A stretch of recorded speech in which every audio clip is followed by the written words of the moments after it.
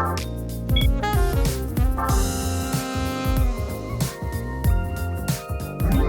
there, it's Derek here from Pacific Coast Auto in Japan. We're looking at a 2008 BMW 135i Coupé. This is an M Sports Edition. Now the 135i comes with the very lovely inline 3-cylinder twin turbo engine. In this case, I think it puts out just over 300 horsepower, somewhere around 306, 308, something like that. And rear wheel drive with a 6-speed manual in a small little car. This thing is fantastic. In fact, this is maybe one of my top picks right now for the best value for money and something you can buy that's going to appreciate in value over the next 5 or 10 years. 6-speed manuals are going away, and this one is definitely a fun to drive little car. Now we'll take a look at the condition of it. We'll compare it to the vehicle's auction inspection sheet. Yep, this one, like all the vehicles on this channel, was bought from auction here in Japan and already has an owner. This one is going over to Canada. So if you're interested in getting something like this, then make sure you send us an email. There's a link to our website in the description. Now I'm just going to switch the engine off here, but you can see 128,000 kilometers, which is about the mileage range that you're going to start getting a much lower purchase price. Euro cars here in Japan, people get scared of them when they're over around 80,000 kilometers, and they get even more scared at around 120. And part of the reason why is because Euro cars are so much more expensive to maintain in Japan compared to other countries. Parts are probably about 60 to 100% more expensive here, and any shop that specializes in Euro cars tends to be more expensive as well. So you'll tend to find most owners of vehicles like this, even this one being a 1 Series, probably going to be a little bit more wealthy than your typical car owner here in Japan. Now I'll close the hood. Not much to say here. I will say I can't check the oil condition because now with these quote-unquote modern BMW vehicles, you can no longer dipstick it. You can check the level from the gauge set. You can check the last time that it was changed, I believe, through the gauge set as well. But you can't check the color of the oil yourself with your eyes without draining it. The coolant is good. And yeah, let's just close the hood. Have a quick look at the car. This is the smallest car that BMW makes outside of the Mini class. And yes, rear-wheel drive with that turbo engine is quite nice. Turbo with intercooler. Take a look. Intercooler is right in there. This is a functional brake cooling duct. Of course, you have one on this side too. This one is partitioned to have the brake cooling duct and an intake here for your oil cooler. And so, performance in mind and highly engineered by the BMW engineering staff. Cool. Let's go over the auction inspection sheet here. Okay, so it's a 2008 BMW. This is a brand new, newly able to be imported vehicle into Canada. It's a 135i Coupé. Canada got the Coupés, but I don't know if we got this engine. Someone in the comments will know. I say we because I come from Canada, but I don't actually know if this engine was available there. It's an auxiliary 4 with an interior C, 128,660 kilometers, 6-speed manual, AC, alloy wheels, power steering, power windows, leather, navi, and airbag. The sales points here are original 6-speed manual, heated leather seats. They get warm quickly. We did test them out, and they get really hot on their hottest of the 3 settings. Has iDrive, which kind of is weird as a sales point. I don't think a lot of people love it. It's not really that bad. Mike, who works with us, said that it is more intuitive than his Mercedes-Benz system in his AMG that he has. HDD Navi, 18-inch wheels, xenon headlights, purchased from user, 6-speed manual. They wrote again, comes with warranty papers, owner's manual, Navi manual, and that's all going to be sent to the buyer. The auction report here says seat wear and has paint marks on it. I'll touch on that in a second. Underside surface rust, but it's actually impeccably clean. It wouldn't scare me at all, especially coming from Canada, where cars get rusty on the underside pretty badly. High mount lens is cracked. Did not pay attention to this. Oh yeah, there are some teeny little cracks right there. It still has its plate on it. Yes, the plate has to be taken off when we export this one. Okay, various scratches and dents on the car. It has a scuff on the front bumper, a U2 over here, which is a medium dent, and then a scratch on the rear bumper, and I'll showcase those in just a second, but for now, let's take a walk around it. Now, it appears to be on lowered suspension, but I'm not 100% sure. It could just be an addition with the M Sports package. It also has 3 piston monoblock calipers on the front and single piston monoblock calipers on the rear. I got to show you this because for such a small and inexpensive-ish car, that is quite the brake system. Also, really nice big disc, of course, vented. And that rust that's on it is just the way that brakes get in Japan. The humidity here attaches to your brakes after a couple of days of not driving. Okay, continue around. Now it has that flame styling. I don't know what you would call it. The BMW styling of this era. I guess it has started to age pretty well, in my opinion. I know when it came out, it was polarizing. BMWs were always like the subtly styled cars, until suddenly the Bengal guy was like, hey, let's make our cars a little bit more edgy. Now, BMWs these days are a lot more edgy, and so this looks tame in comparison. And so because of that, it doesn't really stand out as much as it used to. And because of that, I think it looks better than it used to. Still has really big headlights on it. Now, the styling is one thing, but for me, the presence of it.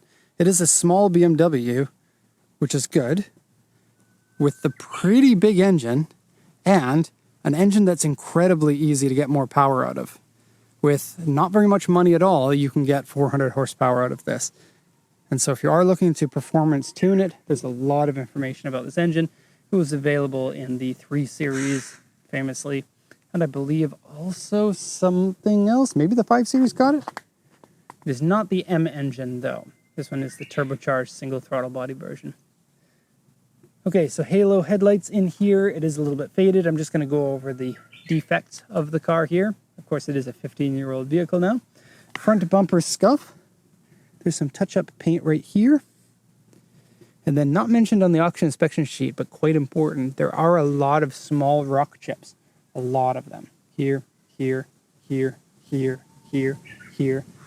If you're looking from a meter away, you don't notice them, but they are there. And if it is annoying to you, like here, here, here, a lot of them on the hood here, around the roundel. Around the roundel. There's also a little bit of peeling on the inside of the W there, and a little bit above here. You can see it here. They have been touched up with touch-up paint quite well, I must say, but it is noticeable. And then you got more of them basically anywhere that you would expect rock chips to hit. You've got rock chips. It's a hood and a bumper thing. The rest of the car is very close to being perfect. I don't have anything to talk about all the way down here, so I'm going to do it quickly. I wasn't just hiding anything. That is an incredibly good side there. The other side has a dent on it, the U2 that was on the auction sheet, and I'll show you that in a sec. Got a tiny little lip spoiler, which, in my opinion, this car needs to be more aggressive than that. Each to their own, but I think a big wing on this would look awesome. Okay, so we have black tailpipes. I think that might be part of the M Sports package, and I think that these are aftermarket taillights. Because I don't think that they originally came with such a modern-looking taillight. They have this stripe that illuminates. Okay, I think the 130i is a fantastic car. We almost bought one for a race car, but instead we bought that. And I'm more of a lightweight kind of person. Although this is a small BMW, I think it's somewhere around 1,600 kilos, which is, by modern car standards, not a ton. But that's 1,000 kilos. Of course, it doesn't have a 306 horsepower engine either. Now the U2 dent over here, have a look, it's right here. And it's like this long. And it's right in parallel to the body crease there. Now, I didn't notice it in my first pass through, and it's not that noticeable. So if it were me, I wouldn't worry about it. The condition of the paint otherwise is quite good. Underside's looking good. Let's go to the interior now. I did have a chance to drive it. It drives really nicely. The turbos spool up quickly. It's nice and fast. It's not too fast. It's a good amount of power for a street vehicle. It's not going to get you into a lot of trouble. And it's still going to be pleasing for somebody who likes to drive something a little bit aggressively. Okay, the steering wheel is nice and thick in your hands. It has a very Volkswagen Golf feel to it. I think this is steer-by-wire, but the steering was fine. Okay, the seats here. Now, Mike says he likes the seats and the way that they hold you. He also likes how they dump, where the back can go down way further than the front, kind of a Volkswagen-ish type thing. I've never been a huge fan of BMW seats when I've sat in Mercedes-Benz seats, but I've also never spent a lot of time driving a BMW to see what they're actually like. Mike says they're a little bit hard. I tend to like hard seats, so with some more experience, I might have a different opinion. This area here was restored, and this is the painting they're talking about. All the way up to here, and have a close look. You can see a different look to the finish.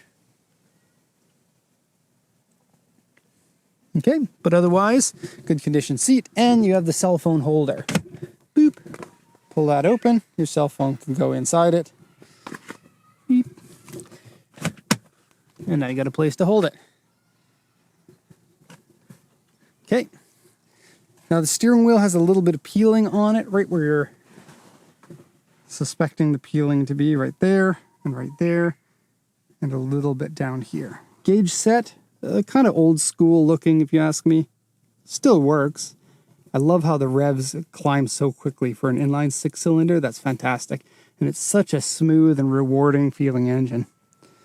Got a little bit of weird discoloration in the vents right here and over there, but there's no smell of anything inside the car, but no smell of mold that you'd be worried about with this kind of a look.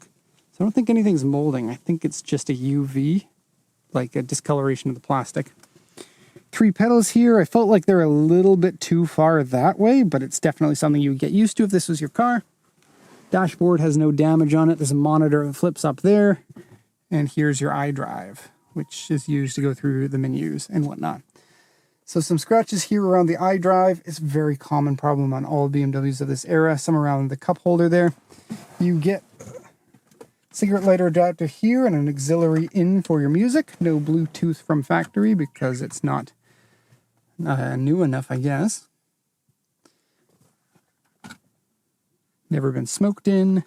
Nice to have such a clean and good condition interior on a car of this age. And what a great value it is, I must say. The best value out there. Like, the RS4 was the best value last year. This is the best value this year. At least the one that I can think of. In a time when all the cars are getting more expensive, this is one of those hidden gems. Trunk, not the biggest size. And I do wonder what this would compete with. I think it's kind of Volkswagen GTI competition. Kind of S3 competition. I guess Canada didn't get the S3. A4 competition. Maybe A4 is more like a 3 Series, though. Anything Japanese that competes with this? I guess like performance-wise, inline 6-cylinder, 300 horsepower rear-wheel drive is a Supra. So is this a German Supra? Well, no, it's not going to be a $100,000 car in another 20 years, but it is going to be an enjoyable car, and I think it's quite a nice little package. Okay, so that's all for this one. If you have any questions, feel free to ask. Thank you so much for watching, and have a nice day.